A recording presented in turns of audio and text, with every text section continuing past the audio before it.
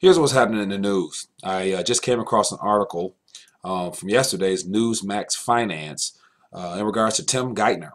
Tim Geithner, if you don't know who he is, he's the former Treasury Secretary of the United States of America. And for those that are not aware with that role and position, just to give you a definition of what that position is, the Department of Treasury is an executive department and the Treasury of the United States federal government. It was established by an act of Congress in 1789 to manage government revenue. The Treasury prints and mints all paper currency and coins in circulation through the Bureau of Engraving and Printing and the United States Mint. The department also collects all federal taxes through the IRS and manages U.S. government debt.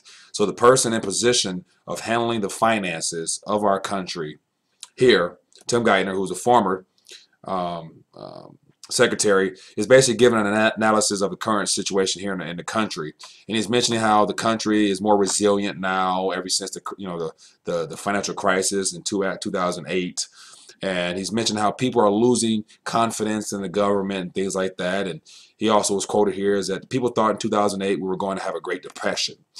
People thought we might have a hyperinflation. We thought we might turn into Greece, and just painting a picture of how bad things could have been or was painted out what didn't pan out to be in 2008 when the stock market dipped and pretty much everything was starting to unravel in our monetary system. But yet what makes this article unique is the fact that he says that from that time our country's better off.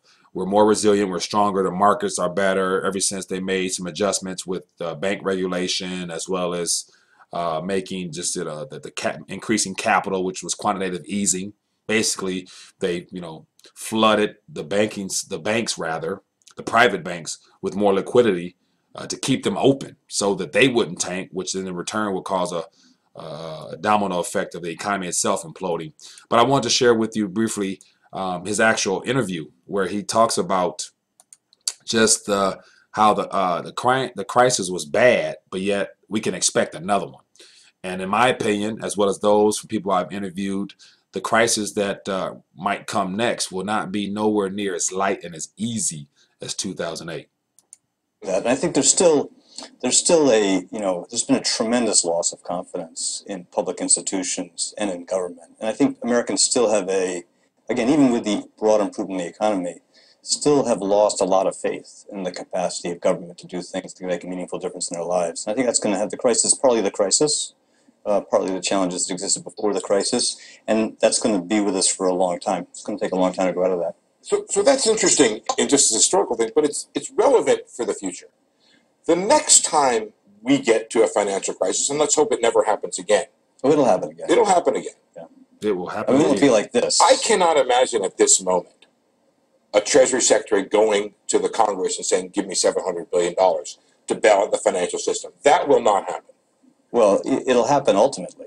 In the end, the only way you protect people from the effects of classic panics like we had in '08 is to have the central bank and the government step in and take risks the markets can't take. That's the only way you protect people from the risk of mass unemployment from Great Depression. So it'll happen. The question of whether it happens soon enough to avoid, catastrophic damage. There you go. It will happen. It's just a matter of if it'll happen soon enough to avoid something, catastrophic. Anyway, this is what's happening in the news. Former Treasury Secretary basically predicting that, it will happen again. It's just a matter of when. And then a question you should be asking yourself is, if it happens again, how did the last one affect me? And then if the next one is worse, how will that affect me in even more of a negative sense? Just some news worth thinking about.